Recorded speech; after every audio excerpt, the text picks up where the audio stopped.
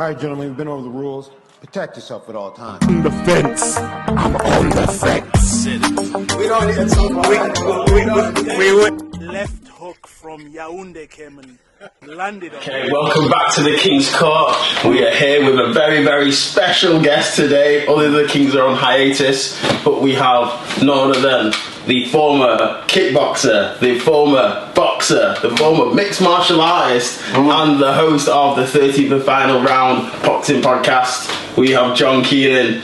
John, thank you for joining us. This feels weird. I'm normally your position on the podcast. How's things? That's it. All good. All good. Glad you're able to come on today. Appreciate that much. Appreciate the opportunity to talk. Indeed. And actually, what to ask you before? What was your tag name or your boxing nicknames? The Shadow. The Shadow. Yeah. That's it. I've tried to do my research, and that's the one piece of information that I couldn't get. The Shadow. Okay, John. Long time ago. Almost 50 years old now.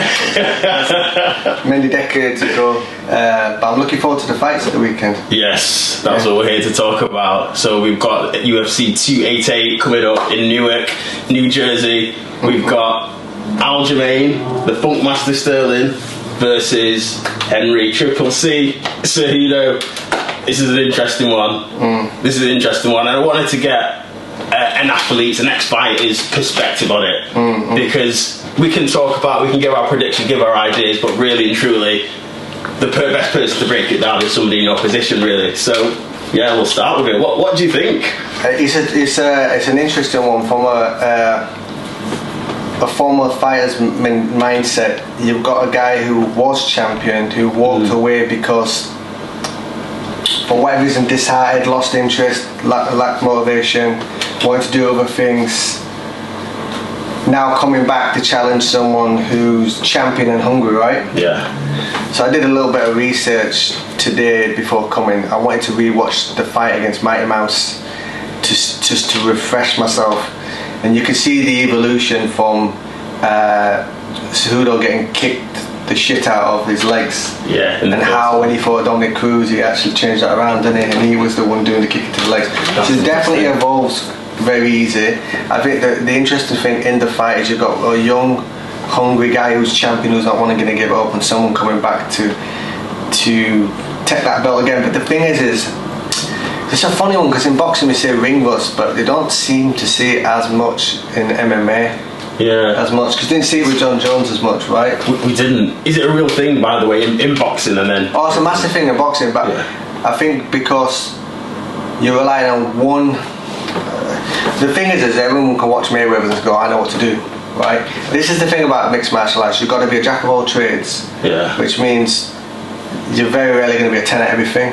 Like John Jones is special, when Anderson Silva was up there, right? Yeah. Whereas in boxing, you have to be a 10 at one thing, and the opponent knows what's coming, but at the same time, can he stop you from doing it, right? Exactly. So ring rust is a thing, because you're taking time off and you're relying on one thing, whereas if you're weak in one area in mixed martial arts, you can rely on grappling. Yeah. So if your timing's off, because you do see the timing off. I thought John Jones' timing was off in striking when he fought for the heavyweight title. Yeah. But then he went to his base, which is wrestling. Yeah. So for me, like, I don't go on a punch back for 4 years, and then I hit a punch back for 4 years. I don't lose it. That's my bread and butter, what I do, right? Okay. Nice. So I would say in this fight, Cejudo's bread and butter is going to be wrestling. Yeah. The thing is Sterling's quite good on the floor as well. This is but in a more of a freestyle way, right? Yeah. Mixes up within the mixed martial art, basically. Yeah. Not just standalone. Yeah, he's the new generation of a ground fighter, whereas Henry Cejudo's really grounded at the wrestling side of it, right? Yeah. So it's going to be interesting. Is it going to be on the feet? Is it going to be on the ground? Are they going to cancel each other out? Yeah. It's an intriguing one. I would edge towards Sterling. I will always edge towards the fighter who's active. Okay. Yeah. I think that's respectful of the champ, right? Yeah. You can't miss that head of Cejudo's though. He's got a big head. I like the guy. I watch a lot of Cejudo because he does the podcast with Mike Tyson. Okay. Yeah. I listen to him, and I know that he's been working a lot with Mike Tyson on his hands. So he's definitely improving his hands and his sidestepping. Yeah, it's intriguing. It's an intriguing fight. I'm surprised Burns is fighting so quick again. Burns as well, yeah, against Belal. Again, that's one thing I wanted to ask you, because Belal again. He's fought actually quite a while ago, but Burns just fought. Was it Masvidal? Yeah, 4 weeks ago, right? 4 weeks ago, and he's in straight away. What does that do to your performance? Do you need that time to recover as an athlete, or does it depend on who you're fighting? And I think that's very individual on the fighter. I don't think that he took much punishment on the last fight. I don't know. It's a good question. It's all individual. I can tell you, I could still do what I do now. What I did as a 21-year-old, I could still do now, but I need more recovery as I got older. Right? Yeah. So I don't know. Only Burns can ask that question. For some people, it works well. For some people, well, we'll find out, right? We'll find out. I think he wins, though. I think the thing is being overtrained is what I worry about, not undertrained. Okay. So when you're undertrained and you're in a fight, you can always find a way to push through. Yeah. It's better to be slightly undertrained than overtrained. If you're cooked and you're overtrained, which could possibly happen in this fight, you've got nowhere to go. Yeah. You can't pull out anyway. But I would say, just looking at stylistically the fight, Burns should win. Yeah. I would be surprised if he doesn't win. See, this is the thing, again, when styles makes fights, we talk about they're both good wrestlers. Obviously, Burns is a black belt in jiu-jitsu. Yeah. So I wouldn't have thought Belal would want to take it to the ground, but on the feet, Burns' hands are really good. He's got power. He puts his chin up in the air a lot, though. Okay. So he's there to get hit. That, unfortunately, is a trait of strikers. What are not because they're thinking of so many different things. Yeah. So they don't tuck that chin down as much. So there's always the chance of getting hit because they don't focus on getting the chin down. Do you know what I mean? It's just a different sport, isn't it? It comes out against Kamaru Usman as well, and Burns did. So what's going on with Kamza? When's he fighting it? It's gone quiet, hasn't it? I heard Kamaru. I don't know if he was on hot boxing as well. He was on hot boxing last week, yeah. And he was saying that he wants Kamza next. Well, we're gonna hear that. It's funny because when he was champ, he didn't really want anything to do with Kamza. Yeah, but now he's would that be an all-out wrestling match? I'd love to see Kamza's wrestling skills against Usman's, though. That would be interesting, wouldn't it? It's true. And then against wrestling as well. So going back to the Cejudo and what's his name? Sorry, Sterling. Yeah. Cejudo's an Olympic gold medalist in wrestling against a different type of wrestling, but Aljamain is a Division 3 wrestler. And as you said before, it is a different type. You've got to mix it in with MMA. Do you think Henry Cejudo is just overconfident, or no, just confident, or do you think he's just completely ignoring? He's very hard to tell. For me, every time I listen to him, I always think he's overconfident. Yeah. But he always comes through. Yeah. There's that thin line between confidence and arrogance. You know what I mean? Yeah. And nowadays, playing to it as well, playing to the camera. Oh, he loves it. You've got to play. You've got to play to camera to earn money nowadays. That's it. Connor's shown everyone the way, right? Massively. Which is funny because Connor has watched obviously a lot of what boxers do, Nazim and other things. Connor's not original with it. Yeah, he's taken. even Connor's favourite combination is the Prince Nazim combination. Ah, okay. Yeah, that boy's watched a load of Nazim fights when he was younger. Yeah, I believe that the gym that I trained out of, Brendan Ingles in Sheffield, they went over there and Connor turned up as a young boy to watch Naz do training outside when he fought Manuel Medina in Dublin. So he's more on the way, and he started in boxing, Connor, as well, which is a screw uppercut come with a left cross. It's a Nazim Hamid combination. He did it on loads of guys, but the one noticeable is Eddie Alvarez. I was asking you a question. What are you thinking of this? The bare knuckle boxing. Because Connor's getting involved with that now as well. He is. I saw him coming after Mike Perry beat Rockhold. He's big, man. Yeah, he's a big guy. For me, too big for Connor. I don't think Connor should go into it just yet. Again, I don't know the sport of boxing. I'm not an expert at that at all. Bare knuckle boxing ain't like boxing. Is it not? Okay. Not even remotely the same. Right, okay.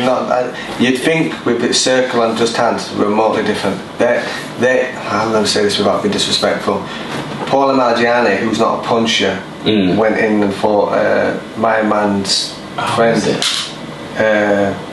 Was it Conor? Arman. Oh yeah, was it? Artem, yeah. Artem.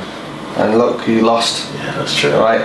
Because he's doing little extra things like being able to grab and, you know, smother each other. There's a little, you can hold and punch. You understand what I'm trying to have a little thing? Yeah. Boxing's far more technical than that, do you know what I mean? So guys who want to go on a back foot, sidestep, pick shots, they're just two trains that run each other, and you're not seeing anyone on the back foot trying to pick each other in the bare knuckle boxing. Little I've seen it, they're just trying to knock each other out, do you know what I mean? And that's great for the fans, but I like the science of the pugilist style of it. That's why when I crossed over from kickboxing and the martial arts into boxing, but I've always had a deeper love for boxing. Yeah. I still appreciate mixed martial arts because a lot of people go, oh, I just roll around on the ground. There's a lot what goes on. You're very good to make that comment that jiu-jitsu, there's a lot going on. There's wrestling, there's a lot going on, a lot of position. You know, I watch it for that. I don't watch MMA for the striking. I'm watching the strikers. Like John, even as good as John Jones and Anderson Silva is, they're not on the same level as boxing striking. It's you know what I mean? It's different, but I'm alright about it because I like how it mixes and mashes together. Yeah. Complements each other. Do you know what I mean? Yeah, no, but yeah, Conor's everywhere, isn't he? He is. But that's the thing, if Conor's there, does the stock of BKFC just Did he have a belt? Did he give him a belt? Yeah, he had a belt. I think it was Mike Perry made his own belt, I think it was. He's got like Mike Perry on it. And I think that's what Conor was wearing. Yeah. But I don't think Conor goes into it. I don't think he does. I think you get so much damage by going into BKFC, and I think Luke Conroy's he's too smashed. Yeah, he's going to go to the dentist and getting veneers done. What? You know what I mean? But are they paying good? That's the thing. If they're paying good, then people want to. They're not paying like boxing good, though, are they? Yeah, nobody pays like boxing good. Yeah, that's but the thing. This is the thing. Like, as much as I love Dana, I've got a love-hate relationship with Dana because one time I'll turn the TV on and I love him, and another time I think he's shut up. He talks rubbish, yeah. Because sometimes he's just disrespectful. Like he was on about soccer recently, saying it's the most boring game, kicking the football on the pitch. Alright. Come to England, Dana. You know what I mean? So I got that love here, but as much as the best fight the best. Yeah. Come on, we you know, boxing's totally got it wrong. Look, all the way over here, too many managers, too many promoters, too many voices, too many people need to get paid before the fighters, right? Yeah. Over here, you've got the fighters getting kneed and kicked in the head for hundreds of thousands. Like people talk about, oh yeah, but John Jones got $6 million. I can name some fighters that you won't even heard of, what world champion boxers getting double that. Yeah. We're not even known. That's crazy. The same profile. You know what I mean? That's even crazy. Conor is not getting paid the same money. Conor's getting paid more from the whiskey and boxing when he had the boxing match, the mixed martial arts. Well, I think that's got to change. Yeah, massively. That's why you see the situation where what's his name, heavyweight. I totally forgot his name. Cameroonian guy, Francis Ngannou. He's in the wilderness now. Because this will be interesting, right? Because you're going on about Ngannou. Yeah. You're going to hardest hitting puncher of all time, and he's got boxing skills and all the rest of it, right? Now he's stepping into the boxing. It's going to be interesting. I think I already know what your answer is going to be. Yeah, it's going to be interesting. What's that transition like? If he's got the right people around him and got enough emotional intellect, not IQ, emotional intellect. Okay. He holds himself back, and he says, "I'm having 3 fights at this, and I'm building." You jump in with some of them top guys. You're in deep waters real quick. Yeah. The things that they know that you don't know. Like smothering your work, things that you can't do mixed martial, like grabbing hold and all them things when you've got the gloves on. There's certain things that you can't do that you can do. You know, you could see with Conor. Conor started in boxing when it's mixed martial arts, but he was done some really, when he got uncomfortable with Mayweather, he said some of the uncomfortable things he was doing. Yeah. Like doing this and then he didn't know what to do. And like he's boxed before, do you know what I mean? Like, but the sheer desperation of doing anything just to survive in that situation, because you've got to give him respect. He does 10 rounds with Mayweather and goes straight into fighting Mayweather in his first boxing match. Yes. After how many years? Insane.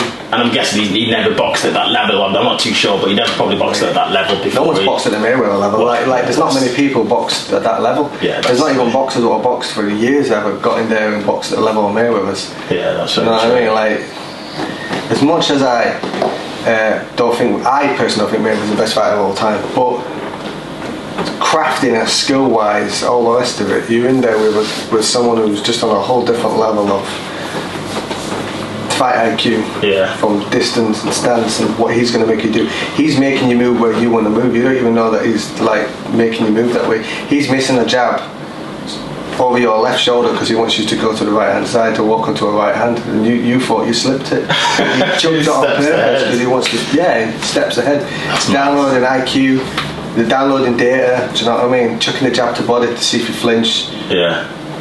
See if you're going to block it, see if you can let him. Like in most cases, it's best just letting him touch you to the body and just allow it, because if you react to it, he's just going to counter punch you with a left hook or a right hand. You know, there's some little things. So they're little things, and that even if you got in the ring with someone like Chisora right now, no chance. No, not the first fight, because you need to build into it. Do you understand what I mean? It's got the potential though.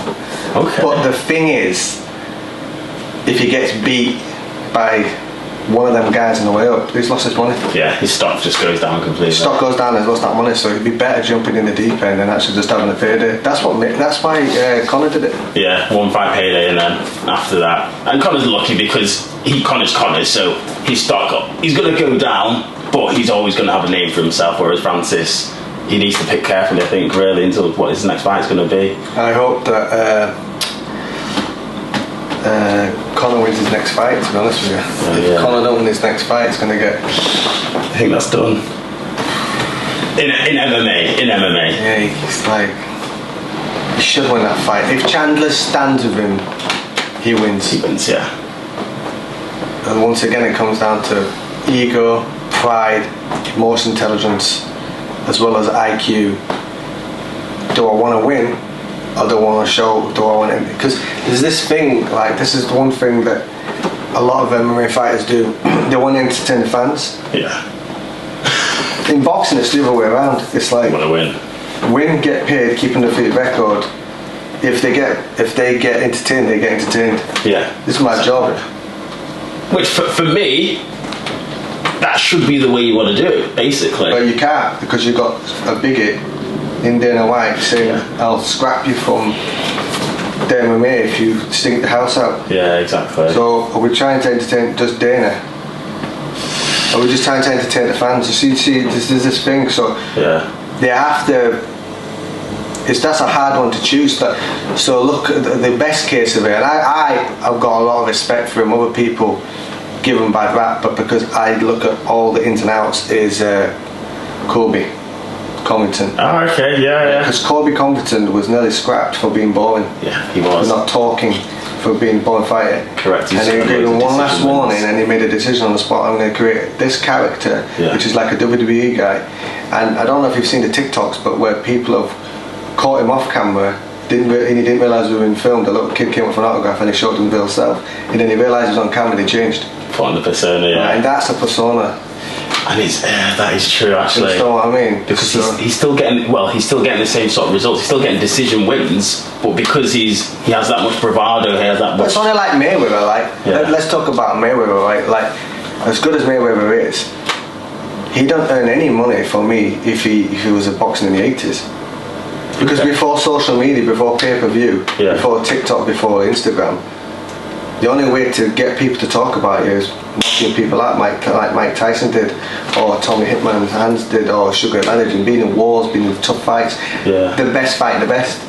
Now what you could do is market a guy and then say, well, he's the best, show a couple of documentaries, make him out to be what he is, and you can market anything, right? And like, oh yeah, have you seen Mayweather's next fight? He's fighting this Irish kid, and then you can sell the fight. Just sell the fight because Mayweather knows how to use social media. He's born at the right time to promote himself. Yeah. In the 80s, does Mayweather even get where he is now? We wouldn't even be bothered about him. Yeah, that's very true. Because I can put in a reference, Pernell Whitaker, who I think is a more talented fighter than Mayweather, had to box a little bit more similar style, but had to box more riskier because he was thinking the place out. People were booing him, so he had to take more risk to get the crowd more entertained. Whereas Mayweather can just cherry pick and just choose his fighter and just and win on ability. Yeah. Right? So I'm not knocking him because he's winning on ability. 100%. There's prize fighting and fighting. So you're a professional boxer or a prize fighter. So some of the fighters I work with, I tell them, are you a professional boxer or are you a prize fighter? I'm a professional boxer, and so that's why you're not going to get paid. Ah, okay. That's why you know, unless you're knocking people out, unfortunately, that's not going to be enough. Yeah, that's true. Let's look at Jake Paul, let's look at KSI, let's look at these guys. They're prize fighters. Yeah, massively. Right, so they're selling tickets and money because they're giving all this hype. You know, I just don't. I see through it, but other people fall for it. Yeah. Do you understand what I mean? Yeah, indeed. So, but if you can do both.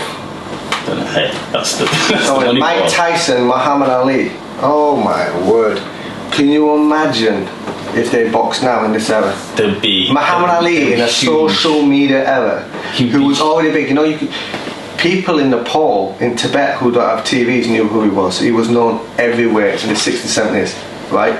So you got a guy like that who now boxes in the social media era. Forget about billionaire Mayweather, like he'd be a zillionaire, wouldn't he? Do you know what I mean? It's just pure entertainment. My boy Prince Nazim, who I trained with, boxing in this era.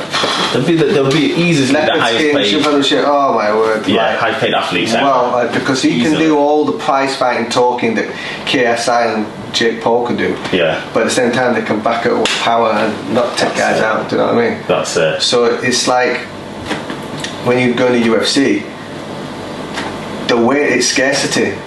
I mean, I have to know all about marketing for my own online business as a transformation coach. Yeah. If I don't have scarcity, if I don't market myself a certain way, if I'm in a saturated market anyway, so I've got to stand out. Fat Loss King, the brand's got to stand out, right? Yeah. So when you're online, you have to sell it a certain way. You are the brand.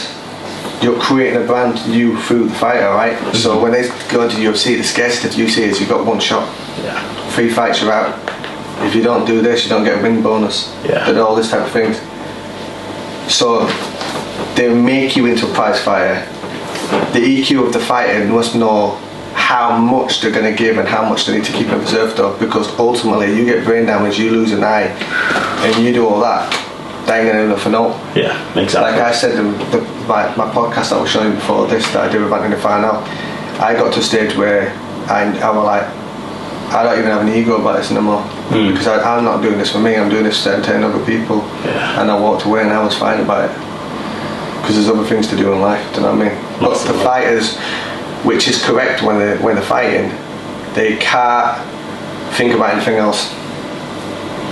They can't know about it. I can't have conversation with the fighters I look after. I can't even have a conversation about what life's after fighting, because I don't want them to know. I don't want them to know that they can have kids. I don't want them to know that, you know, they can build a business and things like that. Because I can't have them conversations. I can't say to them, you know, it's all for naught. Yeah. When all be said and done, you win a belt, you put a belt on, and you think, hey, you get a bit of money in the bank, you parade around. You know, no one cares about it after 2 years after you retire. They don't want to care about the next champ. You'll get your fame, yeah, unless you stay within the game. But even then, it's not the same. Yeah, it's an anticlimax, and then what you do then, you're going to take that step down and become a commentator, a pundit, to stay around there. Relevant. Even when I'm doing my podcast and I'm speaking to famous boxers, sometimes I feel a little bit of an imposter syndrome, because I'm like, I'm doing this because I can. I'm doing this because I have friends within boxing that I can reach out to and do this. Yeah. And I do enjoy it, but sometimes I sit there and I think, oh, that Money Heist new episode came out. I can't wait to watch it. Because I don't have that ego for it no more. There's Donovan, who I do with, he's still talking about the past and he's still in that moment. And I realise there's more to life. I do enjoy it, but I realise there's more to life after fighting. Yeah. But what you find, you can't think like that. Well, does that come down to that individual then, do you think? Or no, because I've got it, it's all or nothing. Yeah. You know, when you're in there and your trainer's in the corner and everyone's on the outside, it's you. You're the gladiator in there. Yeah, no one else. You've got to be full focus. No one's coming in to rescue you. That's very true. You understand what I mean? So you've got to be fully committed to the cause. Yeah. Alright, so all your eggs have got to be in. And the way that MMA's set up, because there's not as much money in it and a lot of less opportunities, you've got to have that mindset. Yeah. Do you understand what I mean? When you see the UFC and you see some guys about 4 and 5 and 0, they're quite lucky to be in the MMA at that point, in UFC at that point. So how many people do you know about organisations about 7 and 0, 12 and 0, but haven't been scouted yet? Exactly. Because it's like anything in life, business, friendship, whatever. It's who you know, and they just not made them connections yet. So they're gonna keep on fighting, and the smaller federations taking risks of getting hurt to get seen, or become a prize fighter, get on social media and talk shit. Yeah. And start promoting yourself online. And it's interesting because you were talking about, if you're not that prize fighter, you won't not get the opportunities and whatnot. And I was watching Dan Hardy's review of UFC 288, and he was talking about Gilbert Burns versus Belal Muhammad, and how Belal Muhammad is on. He's been winning. He's up 22-3. Out of the 22 wins he's had maybe 18 or 19. But those 18 and 19 wins have been come by decision. So he said that's why he's not been getting a title shot, which is exactly what you're saying. in terms of you got to play it. Well, Leon Edwards had that problem as well, didn't he? Oh yeah, massively. Do you understand what I mean? It's a tough one. It's like my theory on fighting is protect your health, try to win on talent. Just like Tyson Fury is an interesting character, right? Because Tyson Fury is a gypsy. Yeah. We all know they're fighting people. They don't shy away from it. Has anyone ever thought that you've got a gypsy in the ring on the back foot picking people off, trying to win an ability? Right? Yeah. So he's trying to win an ability. But when he's pressured or gets dropped, he bites down on that gum shield and you can see what it's made of, right? Massively. That's what fighting should be about. Yeah. You should be trying to beat a guy in the talent until you have to bite him down on the gum shield. You should be, do you understand what I mean? Yeah. Or break a man down, wear a man down, and then when you feel the time's right, try to take him out. But not just rushing like the bell goes and you see it in the UFC, like, hopefully you don't do that against Conor. Chandler. That's what he does. He's not, for me, he's out there with loads of ego, pride, trying to show people. I saw a little bit with Belair and he wasn't that reckless. He's been reckless. Okay, so I think since he's come to the UFC. And sometimes it works out. Yeah. It worked out when he fought Tony Ferguson, didn't it? Yeah. Oh. But it didn't work out. Was it the fight before that, Dustin Poirier? Yeah, Poirier or Gaethje as well. Gaethje. So it didn't work out, did it? And then Gaethje's another one. Gaethje's like the Gatti of MMA. What we see in boxing, right? Okay, yeah. And Gatti's unbelievable. Unbelievable fights. You want to see the best fight closest to a Rocky movie you ever see, you watch Gatti v Mickey Ward, right?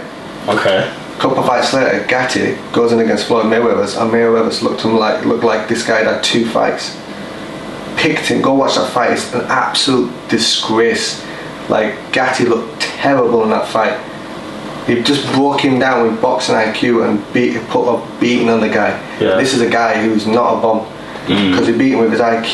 Do you know what I mean? So you can still take a man apart and be entertaining without getting hurt.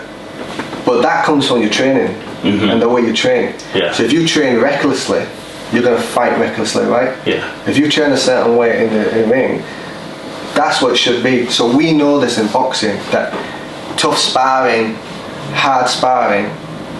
On my podcast, Anthony Farnell, who's one of the toughest boxers in England, got out at 25 because of the walls he had. You remember we were listening to the podcast beforehand? Yeah. He said, if you remember, that when he was having the wars with Ricky Hatton in sparring, and he was having the wars of Robin Reed inspiring all these wars, and everyone was loving it in the gym. He wasn't getting paid for it. There was no one there, and they didn't actually learn out. They just found out how tough they are. Yeah. So what's that all about? That's true. And so having wars and sparring and training reckless and sparring actually stops you from having a long career. Yeah. Does that make sense? That catches up with you. It's not the fights that catch up on you. It's the dieting and the walls in the gym that catch up on you. Yeah, you should be training and learning how you want to actually the final product. You might not be the final product, but what do you envision the final product to be?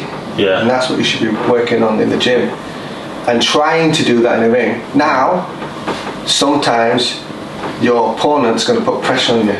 So fighting is almost like a sprint and a marathon, right? Okay, yeah. You can win at a marathon pace, picking them off, breaking them down, and then when you feel that it's time, vision is it's a win-win situation then, isn't it? Because what happens then is you've knocked a man out, which entertains the crowd, entertains Dana and all the organisation, but you weren't reckless because you trained to be that final product. Yeah.